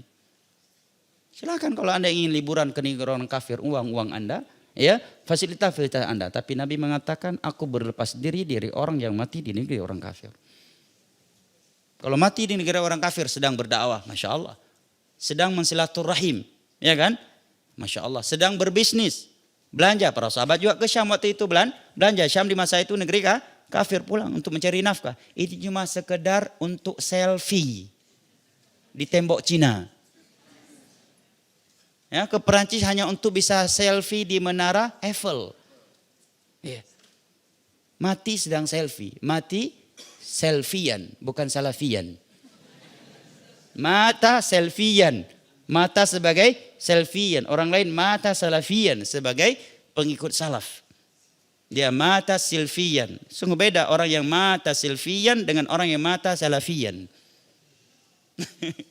Ya, dan uang jamaah ini memang nasihat berat. Ana yakin orang-orang yang punya kekayaan ekonomi menengah ke atas menganggap ini nasihat kaku, terlalu saklek ustadznya, nggak nyaman dengan nasihat ini. Tetapi demi Allah ini dari lubuk hati yang paling dalam karena cinta kepada antum karena Allah. Nggak ada kerugian buat anak antum mau pergi mau mati di Brazil pun nggak ada kerugian buat anak. Ya kan? Tapi ini nasihat dari lubuk hati yang paling dalam. Dan ini nasihat para ulama boleh dibaca dalam Usul Tsalatsa Syarah Syekh Utsaimin. Tidak boleh muslim ke negeri orang kafir hanya untuk liburan traveling, enggak boleh. Boleh kalau dia mau belanja dagangan. Ada muslim di sana yang ingin dia silaturahim. Ya, atau ingin berdakwah atau ada suatu pendidikan dunia yang dibutuhkan oleh negaranya dan tidak ada di negara muslim. Nah, kalau traveling semua ulama sepakat enggak boleh jamaah. Belum lagi uang kita keluarkan tidak sedikit. Dan harta dalam modal utama masuk syurga. Ya. Anggaplah karena kita mungkin anak bukan orang taat banget Ustaz. Ya mall juga banyak di Indonesia. Mall Indonesia ini juga enggak kalah besar dengan mall yang ada di Amerika, yang ada di Brazil. Ya kan? Nah. Tapi sebagian orang, makanya anak heran banyak orang teriak-teriak free Palestine. Dia traveling ke negeri orang kafir. Nah. Free Palestine. Hanya pada makanan tertentu. Dia pakai iPhone. Kenapa enggak pakai HP Cina? Xiaomi. Ya bukan? Ya. Bukan itu. Ini iPhone juga nih. Ya. Artinya jamaah yang dimuliakan Allah, kita seringkali menteriaki orang, padahal kita sendiri yang kena sebenarnya. Ya kan? Sebagian orang Free Palestine, rokok di mulutnya. Allahul Musta'an. Apalagi berjalan-jalan ke negeri orang kafir jamaah. Buang-buang uang ke negeri orang kafir. Mending negeri muslim. Kalau emang travel masih banyak kok negeri muslim. Ya, masih banyak negeri muslim. Ya lebih baik ya, kita mendatangi negeri muslim daripada negeri kafir. Apalagi Nabi berlepas diri dari orang yang mati di negeri orang kafir. Ya, seandainya Allah tanya kenapa kamu mati di negeri orang kafir. Kira-kira apa jawab yang bisa kita persiapkan? Ya Allah, aku mati di Perancis karena ingin selfie menawar Eiffel. Anak-anak pingin banget selfie di situ, ya Allah maafkan kami. Kira-kira terima nggak itu alasannya? Hah? Ya Allah, kami mati di Barcelona karena sedang ada liga apa namanya? Liga Eropa ya. Liga Eropa dan kebetulan permainannya cuma di Barcelona. Ya, anak-anak pingin banget ya untuk nonton bola di Barcelona. Kami pun mati dalam stadion Barcelona, ya Allah. Mudah-mudahan husnul khotimah kami, ya Allah. Dan anak yakin nasihat ini sangat berat diterima oleh orang-orang yang kaya. Dan punya kebiasaan untuk traveling ke negeri-negeri kafir. Tapi demi Allah, ini nasihat dari lubuk hati yang paling dalam dari orang yang mencintai antum karena Allah. Karena enggak ada kerugian sedikit pun bagi kita kalau ada kawan kita traveling ke negeri orang kafir. Ya, enggak ada kerugian buat kita sedikit. Tapi demi Allah ini karena cinta. Dan ini nasihat para ulama. Boleh buka kitab-kitab akidah. Bahkan ini dibahas dalam bab akidah lagi. Boleh buka di dalam ya Syarah Ushul Tsalatsa. Ini nasihat dari Syekh Muhammad bin Shalih Al-Utsaimin. Bahkan beliau menasihati beliau sebutkan nama negara, namun Nana enggak ingin sebutkan di sini. Nama negara Muslim, tetapi gaya hidupnya di situ udah setengah barat. Beliau nasihati jangan juga ke situ. Nah, dia Muslim tapi setengah-setengah ya Eropa dari berbagai sisinya. Beliau menasihati jangan. Yang pertama apa? Keselamatan hati dari syahwat itu nikmat yang tiada tara. Yang kedua, sesuatu yang dipandang oleh mata pasti akan masuk ke dalam hati. Oke kalau kita enggak membawanya karena kita punya istri. Nah anak-anak kita masih muda. Mungkin setelah dia melihat aurat yang begitu tersebar di negeri-negeri tersebut. Tidak ada sesuatu yang bergerak di hatinya. Hatinya tidak berpenyakit. Ya, mungkin enggak jamaah? Jangankan ke Eropa. Di Jakarta aja udah hilang hafalan kita. Tadi yang hafal 30 juz. Sering ke mall tinggal juz 30. Ya kan? Ya, ini masih di Jakarta, masih barang Jakarta. Bagaimana yang dilihat produk Eropa? Ya. Baru di Jakarta sering keluar masuk mall, surat Al-Kafirun bisa bolak-balik itu dalam salat witir. Kebolak-balik Al-Kafirunnya, ya kan? La a'budu wala, kebalik-balik. Ya, itu baru di Indonesia yang hidungnya pesek. Ya. Sedikit yang beri hidung angka 7. Rata-rata angka 8. Bisa merusak hafalan kita. Dan tentunya inna akramakum indallahi atqakum, apalagi di negeri orang kafir. Mana ghirah menjaga keluarga dari dosa maksiat. Dan Nabi mengatakan la yadkhulul jannata dayyuth, suami yang dayyuth tidak akan masuk surga. Nah, yang membiarkan keluarga yang bermaksiat, bagaimana antum keluarkan uang puluhan juta hanya untuk menonton aurat dada perempuan di sana. Bokongnya perempuan, mana ghirahnya? Ya. Dan seorang istri juga masa enggak cemburu istri suaminya keliling negeri kafir melihat wanita-wanita yang membuka aurat. Melihat maupun terlihat, awalnya terlihat, akhirnya kan melihat juga. Dilihat dosa, enggak dilihat, Masya Allah. Ya, katanya dilihat, astagfirullah. Setelah melihat, Masya Allah. Ya, setelah Masya Allah, Insya Allah. Katanya. Mudah-mudahan dia mu'alaf. Ya, ya ikhwan. Salamatul qalbi la ya'diluha syai'. Keselamatan hati adalah nikmat yang tiada tara. Tiada. Masya Allah, antum bisa traveling umroh, haji. Masya Allah. Ngapain buang-buang uang jalan-jalan ke negeri orang kafir. Baik jamaah yang dimuliakan Allah. Hikmah yang ke-10 dan ini yang terakhir. Dari 10 hikmah. Yang terakhir, dan biasanya jamaah kajian kalau sudah mendengar kalimat yang terakhir, yang tidur langsung bangun. Ya udah ngantuk tadi langsung segar lagi. Padahal poin yang terakhir ini bisa jadi membutuhkan waktu 1 jam lagi untuk dijelaskan. Al-ashirah yang ke-10. Annahu subhanahu lamma iftataha khalqa hadzal alam bil qalam kana min ahsanin al munasabah an yakhtimahu bi khalqil insan. Karena tatkala Allah Jalla wa'ala membuka alam ini dengan pena sebagai makhluk yang pertama kali dia ciptakan, maka sangat tepat untuk Allah tutup penciptaannya dengan menciptakan manusia. Kenapa? Karena qalam adalah alat ilmu. Sedangkan manusia dialah yang berilmu. Ciptakan dulu alatnya. Oleh karenanya kata beliau, azhara subhana fadla Adam alal malaika bil ilm. Oleh karenanya Allah perlihatkan keutamaan Adam di atas para malaikat karena ilmu Nabi Adam yang tidak dimiliki oleh para malaikat. Tentunya semuanya bersumber dari Allah Jalla wa'ala al-alim. Ini 10 hikmah kenapa Nabi Adam diciptakan belakangan. Nah, baik jamaah yang dimuliakan Allah, dari ucapan beliau tadi mengesankan bahwa makhluk yang pertama kali diciptakan adalah apa? Al-qalam, ya. Baik jamaah yang dimuliakan Allah, sebenarnya telah datang beberapa hadis Nabi SAW yang menerangkan kepada kita apakah yang pertama kali diciptakan oleh Allah. Memang secara umum ada hadis yang menunjukkan al-qalam, yaitu hadis riwayat al-Imam Tirmidzi, Abu Daud dan disahihkan oleh Syekh Al-Albani dari Ubadah bin Samit radhiyallahu anhu. Nabi mengatakan, "Inna awwala ma khalaqallahu al-qalam." Sesungguhnya yang pertama kali Allah ciptakan adalah al-qalam. Kemudian Allah mengatakan, "Uktub," tulislah. Qalam pun bertanya, "Rabbi wa madza aktub?" Wahai Rabbku, apa yang aku tuliskan? Allah mengatakan, "Uktub maqadira kulli syai' hatta taquma as-sa'ah." Tuliskan olehmu takdir segala sesuatu sampai hari kiamat terjadi. Maka qalam pun menulis. Ini memang hadis Nabi sahih, riwayat Tirmidzi, Abu Daud dan disahihkan oleh Syekh Al-Albani dari Ubadah bin Samit radhiyallahu anhu. Akan tetapi telah datang hadis-hadis Nabi SAW lainnya yang sahih dan menunjukkan bahwa ketika Allah menciptakan al-qalam, maka arsy Allah sudah ada di atas air saat itu. Yang menunjukkan bahwa arsy telah ada sebelum Allah menciptakan al-qalam. Di antaranya adalah hadis Abdullah bin Amr bin As, riwayat al-Imam Muslim. Beliau mengatakan, "Sami'tu Rasulullah sallallahu alaihi wasallam yaqul." Aku pernah mendengar Nabi SAW bersabda, "Kataballahu maqadiral khalaiqi qabla an yakhluqa samawati wal ardi bi 50,000 sana qala wa arsyuhu 'alal ma." Aku pernah mendengar Nabi SAW mengatakan, Allah menuliskan takdir seluruh makhluk sebelum Allah menciptakan langit dan bumi 50.000 tahun. Maksudnya 50.000 tahun sebelum Allah menciptakan langit dan bumi, takdir seluruh makhluk sampai hari kiamat telah Allah tulis. Wa qala wa arsyu 'alal ma, dan arsy Allah di atas air saat itu. Kata Syekhul Islam tentang hadis ini, fa hadza yadullu ala annahu qaddara id kana arsyu 'alal ma. Ini menunjukkan bahwa takdir seluruh makhluk dituliskan saat itu dan arsy Allah di atas air. Fa kana al-arsyu mawjudan makhluqan 'inda taqdir lam yujad ba'dah.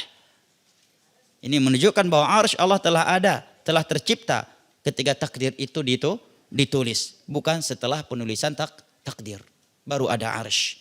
Hadis yang kedua, riwayat al-Imam al-Bukhari dari Imran bin Husain radhiyallahu anhu. Rasulullah sallallahu alaihi wasallam mengatakan, "Kana Allah wa lam yakun syai'un ghairuh wa kana 'arsyu 'alal ma' wa kataba fi dzikri kulla syai'in wa khalaqa samawati wal ardh." Allah maha ada sebelum adanya segala sesuatu. Maka di antara nama Allah adalah huwal awwal. Huwal awwalu wal akhiru wal zahiru wal batin. Maka di dalam sebuah doa Nabi mengatakan, "Antal awal falaysa qablaka syai'." Ya Allah, engkaulah zat yang al-awal, tiada sesuatu sebelum engkau. Wa kana arsyu 'alal ma, dan arsynya di atas air. Dan menulis dalam Lauhul Mahfuz segala sesuatu dan menciptakan langit dan bumi. Ya, Syekhul Islam mengatakan di dalam riwayat yang lain ada sebutan tsumma kataba. Setelah Nabi mengatakan arsy yang di atas air, Nabi mengatakan kemudian Allah menuliskan takdir, menunjukkan penulisan takdir setelah adanya arsy dan air. Nah, oleh karenanya Al-Imam Ibnu Qayyim dalam Nuniyahnya mengatakan, dalam bait sajak-sajak Nuniyah beliau yang ditutup dengan huruf nun, kata beliau, "Wan nasu mukhtalifuna fil qalami alladhi kutibal qada'u bihi minad dayyani hal kana qabla al-'arsy am huwa ba'dahu qawlani 'inda abil 'alail hamadani wal haqqu anna al-'arsya qabla li'annahu 'inda al-kitabati kana dha arkani." Kata Imam Ibnu Qayyim dalam pantun beliau, para ulama berselisih pendapat tentang al-qalam. yang dengannya ditulis seluruh takdir oleh Ad-Dayyan, oleh Allah Jalla wa'ala Maha Pembalas. Apakah arsh sudah ada sebelumnya ataukah setelahnya? Ada dua pendapat di kalangan ulama. Ini namanya masailul akidah, bukan pokok akidah. Jangan setelah ini kita keluar mengatakan dalam masalah akidah aja ulama khilaf. Ini masailul akidah. Dan yang hak kata beliau arsh sudah ada sebelumnya. Karena ketika qalam menulis arsh telah ada. Ini pendapat yang sahih. Namun setelah itu para ulama khilaf. Manakah yang lebih duluan, arsh ataukah air? Kan tadi disebutkan arsh Allah di atas air, ya. Apakah arsh sebelum air ataukah sebaliknya? Sebagian ulama berpendapat air telah ada sebelum arsh, ya. Ya, sebagai makhluk yang pertama kali diciptakan. Mereka berdalil dengan hadis riwayat Al-Imam Tirmidzi. Ya, riwayat Tirmidzi dan Ibnu Majah dari Abi Razin. Bentar, masih ada waktunya, Pak? Tadi Ana bilang hikmah yang terakhir tadi. Yang ke-10 yang terakhir. Ana masih lanjut nih. Mana panitia? Jam berapa kajian selesai? Jam 11. Berarti udah habis waktunya. Saya jawab ya. Berarti Ana selesaikan dikit lagi ya. Al-Muhim Ana simpulkan saja. Namun ulama setelah itu khilaf manakah yang lebih duluan, arsh ataukah air. Karena ada sebutan arsh di atas air, ya. Sebagian ulama mengatakan air lebih duluan karena hadis tadi, dan sebagian ulama mengatakan arsh ya lebih duluan. Wallahu taala alam bisawab wal ilmu indallah. Baik, kita masuk ke sesi tanya jawab. Barakallahu fikum. Naam, tafadhal Bang.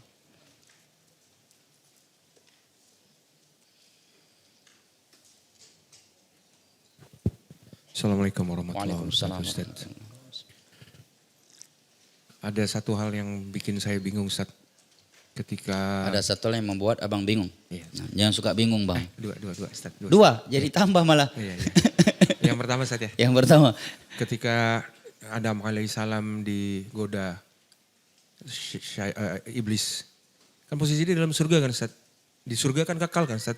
Kenapa dia mau ditipu? Ini makan, kamu akan kekal. Kan dia udah kekal, Ustaz. Terus yang kedua, bukankah dalam... Jawabannya Bang biar nggak bingung, jangan tanyakan itu. Ya. Ya boleh. Ya, baik, silakan. Yang kedua. Yang kedua, Ustaz, di Quran surat Al-Mulk ayat 15.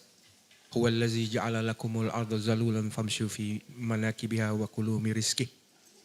Kan Allah bilang bumi ini sudah kumudahkan kalian untuk dihamparkan gitu. Jadi jelajahilah segala penjurunya. Bukankah itu perintah Allah, kita boleh pergi ke negara-negara kafir, Ustaz. Dan itu aja, Ustaz. Boleh, Masya Allah. Tiga boleh gak, Ustaz? Dua dulu Bang. Oh, siap. Barakallahu fiik. Ya, Assalamualaikum warahmatullahi wabarakatuh. Waalaikumsalam warahmatullahi wabarakatuh. Yang pertama, kenapa Nabi Adam? Yang pertama, qaddarallah wa ma sya'afal. Allah sudah menakdirkannya. Tidak ada yang bisa lari dari takdir Allahu Jalla wa'ala. Dan banyak hikmah di balik itu. Dengan turunnya Nabi Adam ke dunia dan keluar dari surga. Betapa banyak hikmahnya. Ya, sangat banyak. Mungkin kalau nggak turun nggak ada kita Bang. Cuma ada Adam dan Hawa. Ya. Yang kedua, ini menunjukkan bahwa manusia punya syahwat.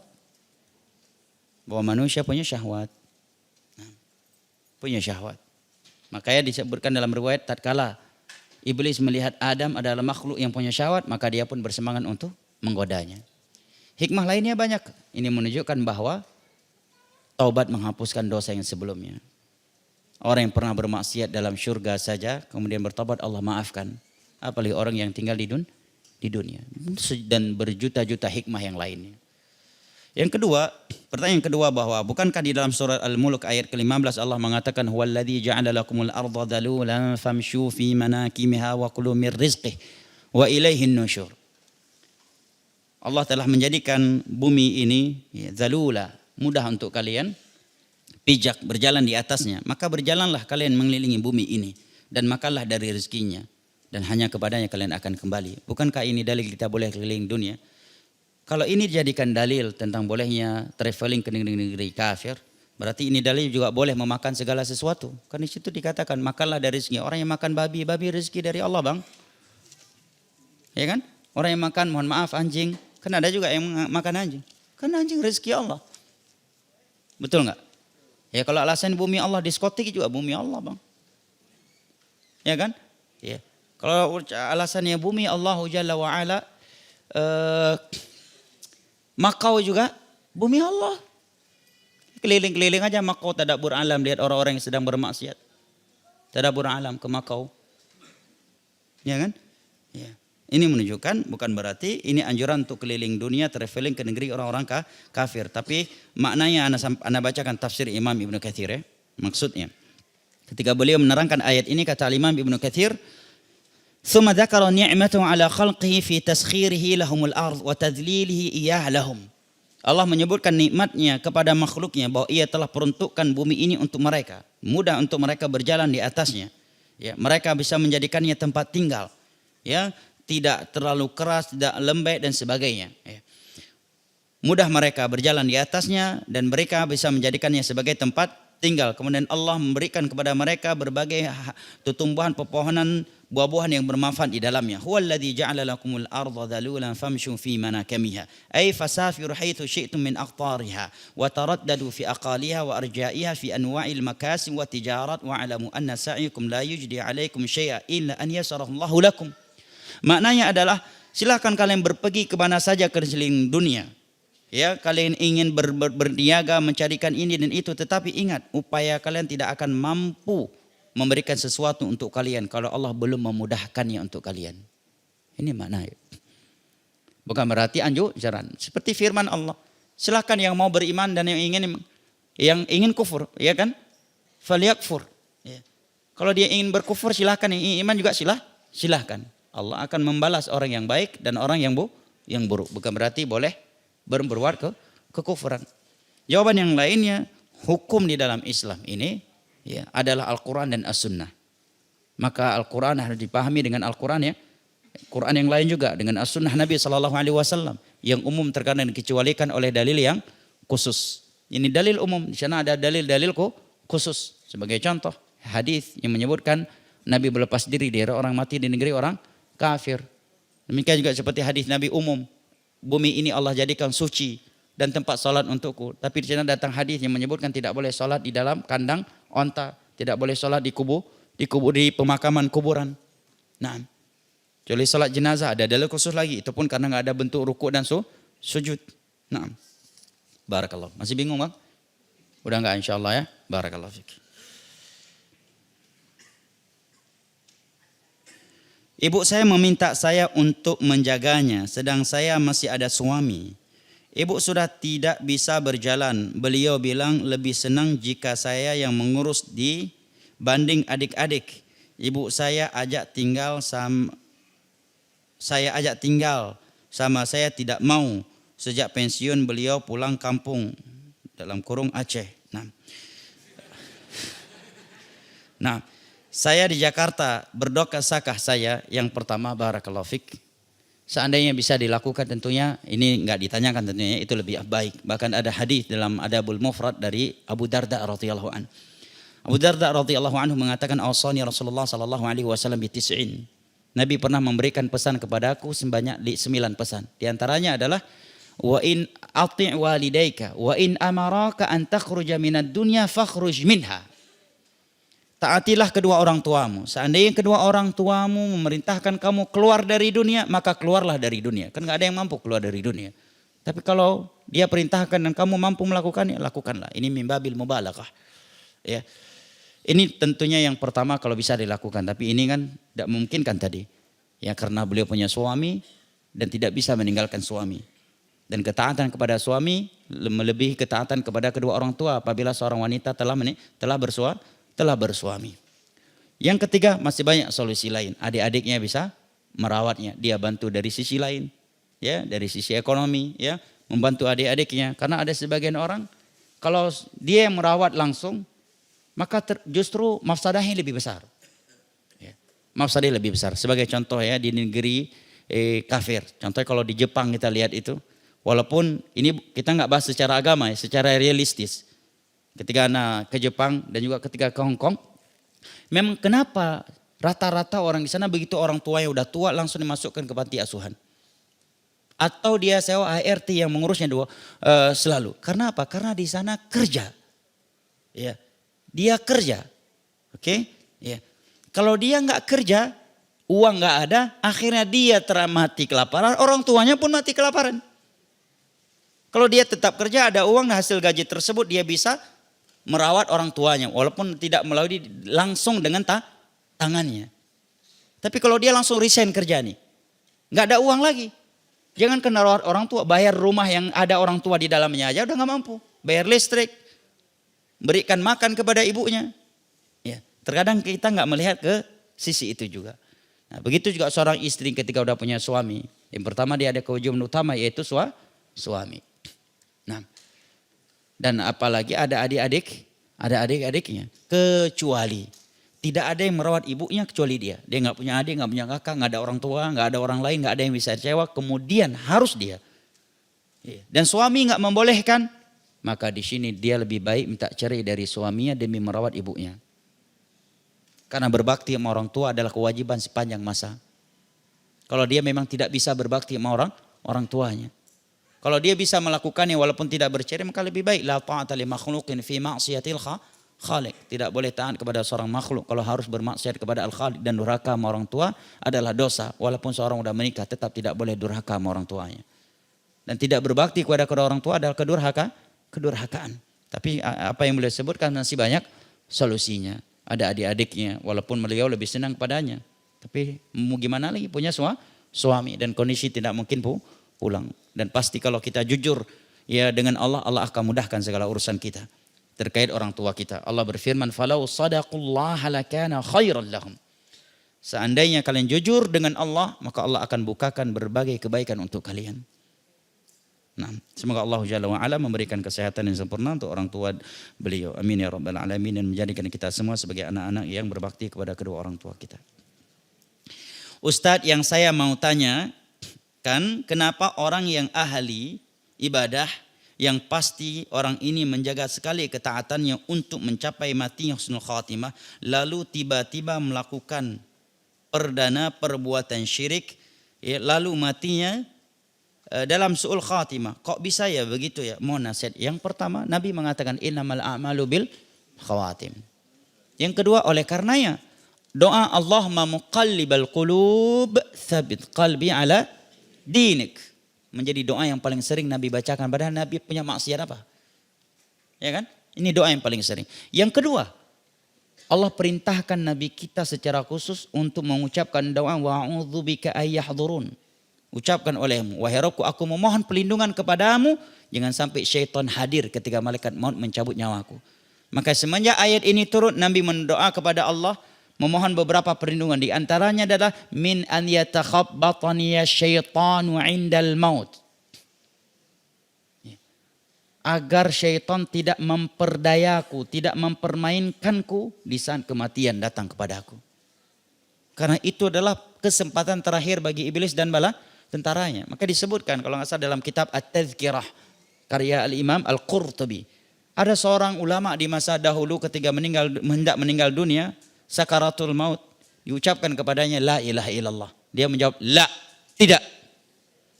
Kemudian diucapkan lagi kepadanya la ilaha illallah. Dia pun mengatakan la, tidak.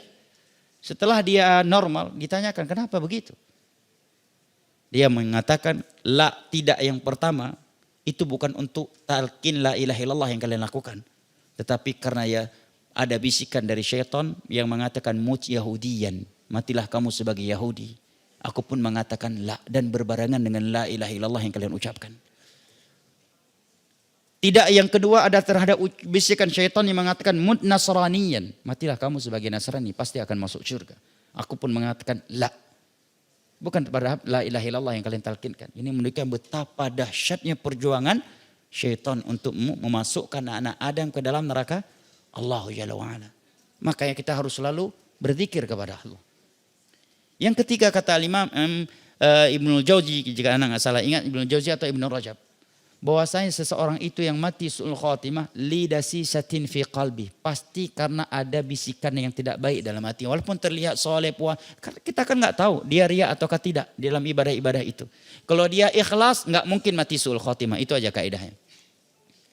Iblis aja bersumpah di hadapan Allah akan menyesatkan seluruh anak Adam, illa ibadaka minhumul mukhlasin, kecuali hamba-hambamu yang ikhlas ya Allah. Kalau dia orang saleh, salatnya ikhlas, puasanya ikhlas, sedekahnya ikhlas, ngajinya ikhlas, tilawatul Qur'annya insya Allah nggak akan mati su'ul khatimah. Ya. Nggak mungkin menjelang wafatnya dia baru berzina. Menjelang wafatnya dia baru buat syirik. Ya. Yuthabbitullahu alladhina amanu bil qawli thabiti fil hayati dunya wa fil akhirah. Allah akan kokohkan dengan la ilaha illallah, kalimat ikhlas. Kita nggak tahu. Ya, bisa jadi dia riya dalam beberapa ibadahnya, bahkan lebih banyak riyanya daripada ikhlasnya, dan hanya dia yang mengetahuinya. Dia riya atau tidak, kita cuma melihat zahirnya. Gak mungkin orang yang salat, puasa, haji, umroh, sedekah, tilawatul Quran, berbakti, semua itu dia lakukan ikhlas, kemudian menjelang matinya Allah biarkan dia masuk ke diskotik, Allah biarkan dia berzina. Nah, pasti lidasi satin fi qalbi, karena kondisi hatinya, kata Imam Ibnu Jauzi. Nah, wallahu a'lam bishawab.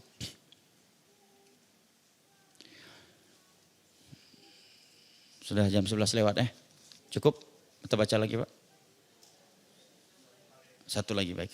Assalamualaikum Ustaz. Waalaikumsalam warahmatullahi. Suami rajin salat. Masya Allah, tapi masih ada sambungannya nih. Tepat waktu, tapi ini nih. Siap-siap nih para suami. Suami rajin sholat tepat waktu, tapi tetap bermaksiat, banyak maksiat. Apakah pengaruh kepada keluarga jadi tidak berkah hidupnya? Yang pertama pasti maksiat itu memberikan dampak yang buruk. Ya, memberikan dampak yang buruk. Bahkan cinta bisa putus karena maksiat di antara dua orang yang saling mencintai. Nabi mengatakan ma tawaddathnani fayafruqa illa bidzambin ahdatsahu ahaduhuma. Tidaklah dua orang yang saling cinta mencintai, dua pasangan suami istri, bukan pacaran ya, pacaran itu sendiri udah dosa. Ya, suami istri yang saling cinta mencintai atau kawan dengan kawannya, cinta yang syar'i, ya. Kemudian mereka bertengkar, mereka ribut, berpisah kecuali karena dosa yang dilakukan oleh salah satu dari keduanya, apalagi yang melakukannya dua-duanya. Sebagian ulama salaf mengatakan tidaklah aku bermaksiat di luar rumah kecuali ketika pulang aku melihat efek dosa yang aku lakukan di luar rumah pada istri, pada anak dan tunggangan yang aku tunggangi. Nah, terkadang sebagian kita egois nih, anak kurang belajar, kurang taat, kurang hafalannya kita marah-marah ini padahal karena maksiat yang banyak kita lakukan di luar rumah sebagai pemimpin mereka. Nah, yang kedua mestinya dia tercegah dari maksiat. Kalau salat yang dilakukan ikhlas dan sesuai dengan sunnah Nabi SAW. Syarat-syarat, rukun wajibah, sunnahnya terlaksanakan, pasti akan mencegah seseorang dari maksiat. Karena Allah yang telah mengatakan, Inna salata tanha anil fahsyai wal munkar. Ini gimana akan tanha anil fahsyai wal munkar. Lagi salat mikirnya, barang dagangan itu modal sekian, profitnya harus sekian. Ya, masih di Al-Fatihah. Ya, tender minggu depan ini gimana, di mana saya jumpain beliau, berapa persen, berapa saya tawarkan kepada beliau biar gimana mau tanha anil fahsya wal munkar. Baru 1 menit berdiri aja udah pikirkan dunia. Nah, kalau salat yang kita tegakkan memenuhi syarat-syarat, rukun-rukunnya, wajibatnya, sunnah, insya Allah pasti yang Allah sama seperti yang Allah katakan, pasti akan sesuai. Tanha anil fahsya wal munkar. Allahul musta'an. Semoga apa yang telah kita kaji pada kesempatan kali ini bermanfaat dan kita memohon kepada Allah Jalla wa'ala sebagaimana ia telah mempertemu dan mengumpulkan kita di dalam rumahnya yang mulia ini agar kembali mempertemu dan mengumpulkan kita di dalam syurganya pada hari kiamat kelak. Amin ya rabbal alamin. Semoga tidak ada dari kita yang keluar dari rumahnya yang mulia ini kecuali dalam keadaan Allah telah mengampuni dosa-dosanya.